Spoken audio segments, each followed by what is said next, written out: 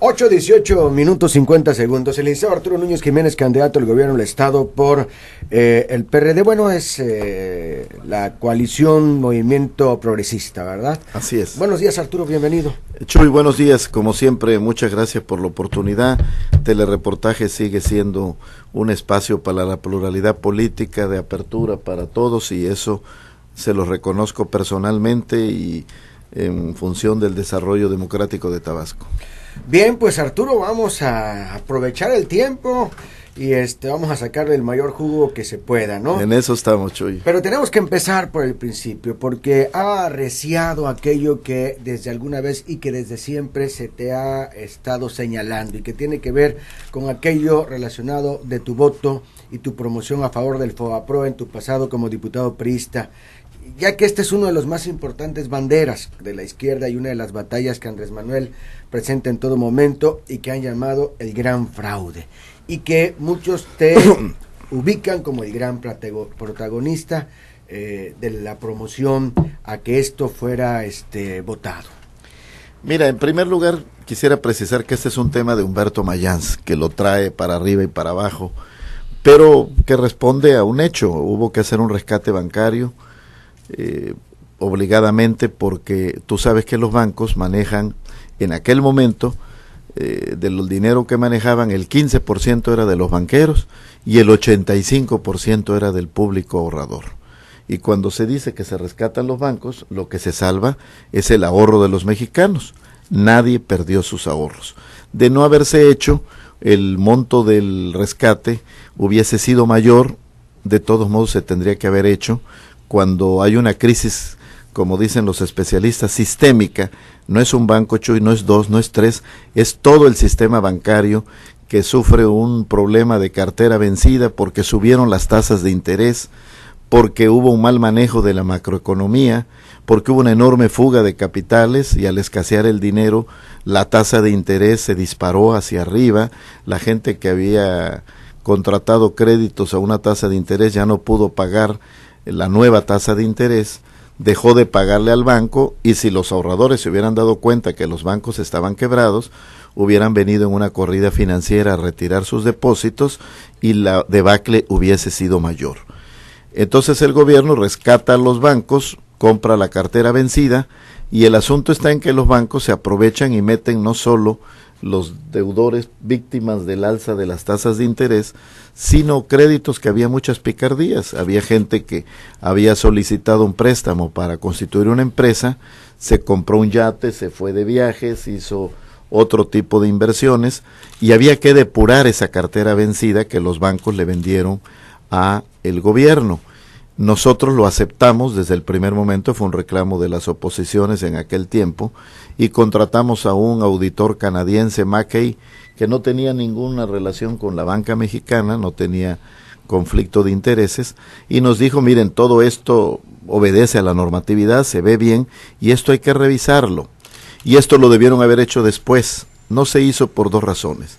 El coordinador parlamentario del PAN fue Felipe Calderón, de los diputados, y la coordinadora parlamentaria del PRI fue Beatriz Paredes, y no llegaron nunca a un acuerdo, y Vicente Fox metió una controversia constitucional ante la Suprema Corte, y la Corte le dio la razón al Ejecutivo de que con esas pretensiones se estaba queriendo violar el secreto bancario, y se cerró la posibilidad de depurar la cartera que se le vendió al gobierno, de tal manera que Andrés Manuel tiene toda la razón cuando reclama que hubo un gran fraude también en la cartera que se le pasó al gobierno. No hay nada de qué extrañarse hoy en día, lamentablemente, por la forma como está funcionando el capitalismo global. Hay rescates bancarios en todas partes, se han hecho de distintos modos, es cierto. En Estados Unidos, antes de poderlo concretar, el presidente Bush tuvo que pactar con el Congreso, pero eran realidades diferentes. En México primero lo hizo el Ejecutivo y luego le pasó la cuenta al Legislativo. Y si no lo hubiéramos avalado, entonces el rescate no funcionaba y otra vez vendría la corrida financiera y otra vez la crisis para el país. Creo que se hizo lo que se tenía que hacer. Efectivamente no es para sentirse orgulloso de un rescate bancario, pero así funciona el modelo capitalista. Y déjame decirte, cuando la famosa Gran Depresión del 29 en Estados Unidos, el gobierno americano dijo, deudores privados le deben a bancos privados que se vayan a los tribunales. Chuy, pero cuando es una crisis sistémica, el Poder Judicial no se da abasto para pretender vía judicial cobrar los créditos con las garantías que se hayan dado.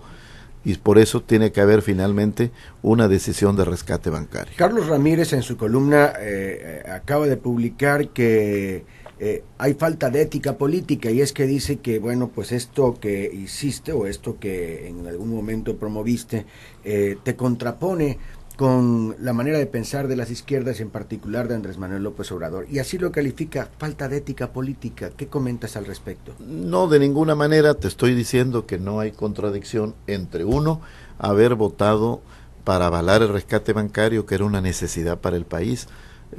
Mayans, por ejemplo, dice, yo no voté, pues su voto no valía, no contaba, él no decidía.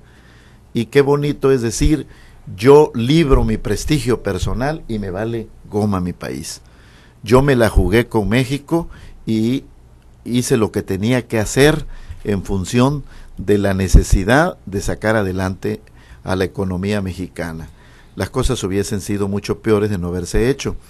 Y como te digo, efectivamente los banqueros se aprovecharon y en la cartera vencida que le vendieron al gobierno no solo incluyeron, yo los llamaba los deudores víctimas de una situación que ellos no crearon. Subió la tasa de interés, una viuda que se compró un coche a una tasa de interés de 4%, de momento tenía que pagar 8%, y sus ingresos no aumentaron en el mismo proporción, dejó de pagar. Esa era una deudora víctima, no era irresponsable, no era negligente, no era morosa, no era de mala fe, fue obligada por la circunstancia económica. Pero había otros muchos que habían hecho mal uso del crédito. Los bancos tuvieron un gran desorden y lo incluyeron en lo que le vendieron al gobierno. Y en eso coincido totalmente con Andrés Manuel, no hay ninguna contradicción, y por eso, Chuy, te reitero, nosotros contratamos un auditor canadiense que empezara a ver cómo estaba constituida la cartera vendida al gobierno.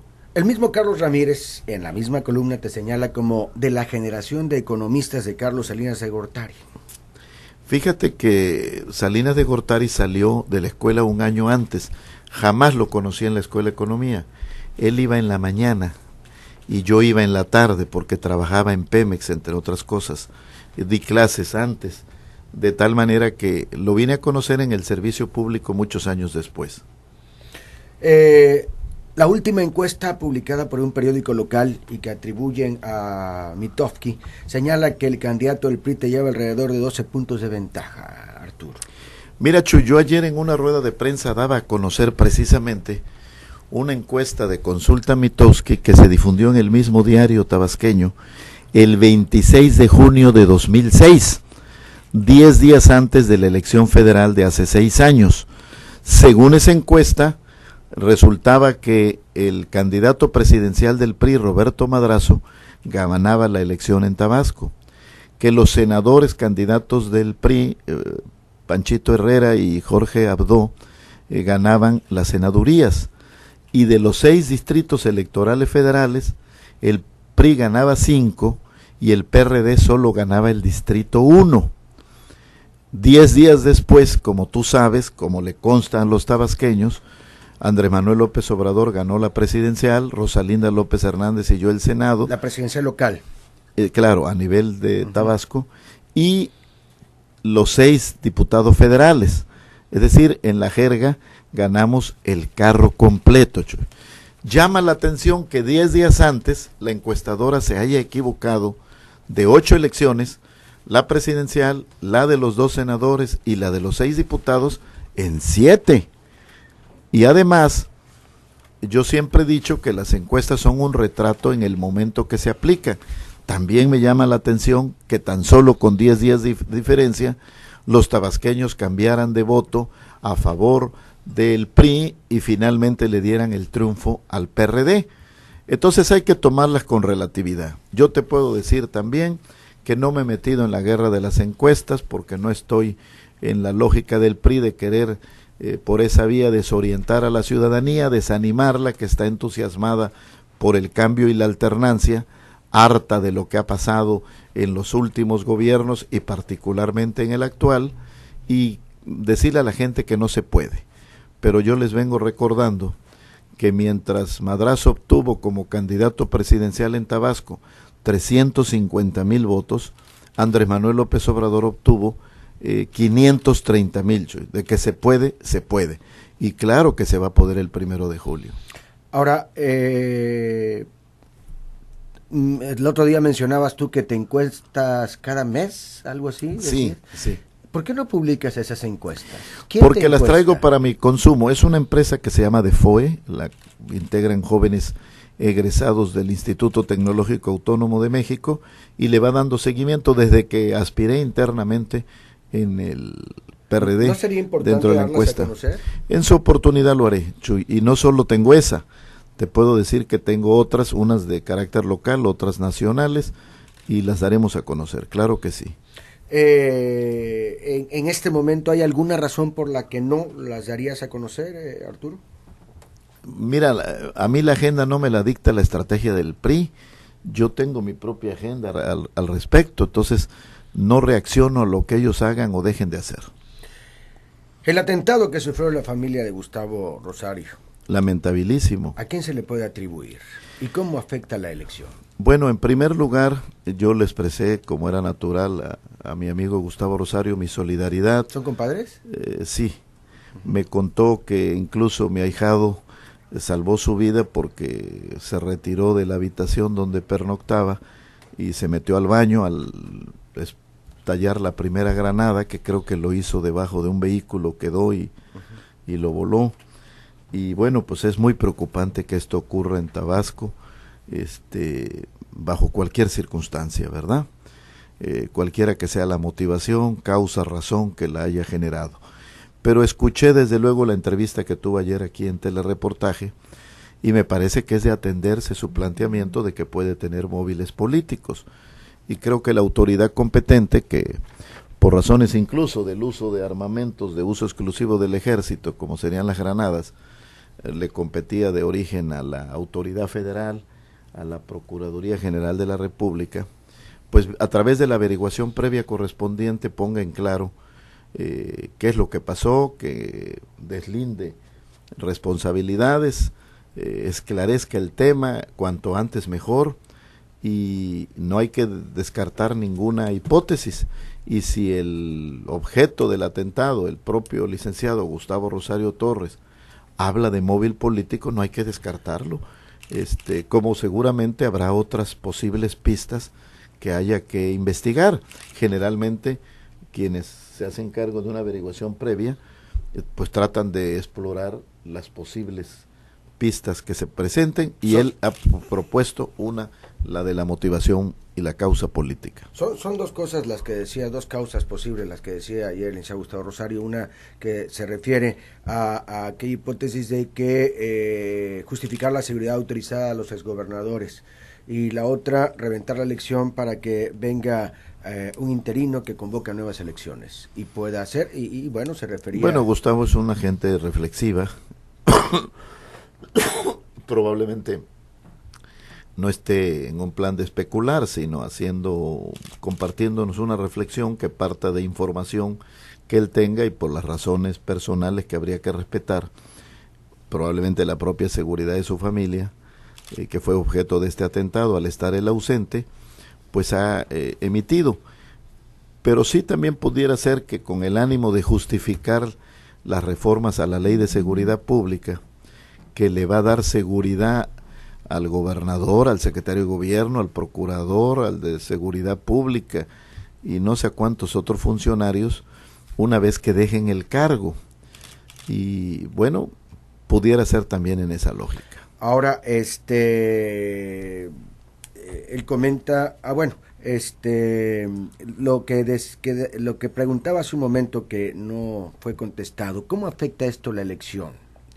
Este atentado. Bueno, yo creo que todos los hechos violentos enturbian la vida cotidiana de los tabasqueños, y el proceso electoral que se está desarrollando está inserto en ello y de alguna manera lo conmueve, y más si la víctima primera del atentado, el objeto del atentado, establece que un móvil posible es el político. Entonces tiene que preocuparnos a todos y tiene que obligar a extremar seguridades por parte de las autoridades competentes respecto al desarrollo del proceso electoral. Él hablaba ayer, son las 8:34, él hablaba ayer sobre su amistad, su relación, etcétera, pero también decía que no lo habías invitado a participar en tu campaña. ¿Lo invitarás a participar? No, con Gustavo tengo una amistad de muchos años, la hemos conservado, no obstante las diferencias de militancia política en algún momento que él y yo no estuvimos en el mismo partido. Hoy entiendo que Gustavo no tiene militancia partidista. Me gusta mucho conversar con él, es un hombre informado, de buen criterio, pero por lo pronto no hemos hablado precisamente de que se integre al equipo de campaña. ¿Te da luces cuando platicas con él? Sí, siempre es muy útil conversar con Gustavo Rosario. Bien, vamos a ir a una pausa y ahora regresamos. Son las 8:35. Grupo Editorial Olmeca te lleva al mejor panorama de la noticia, ahora por las tardes.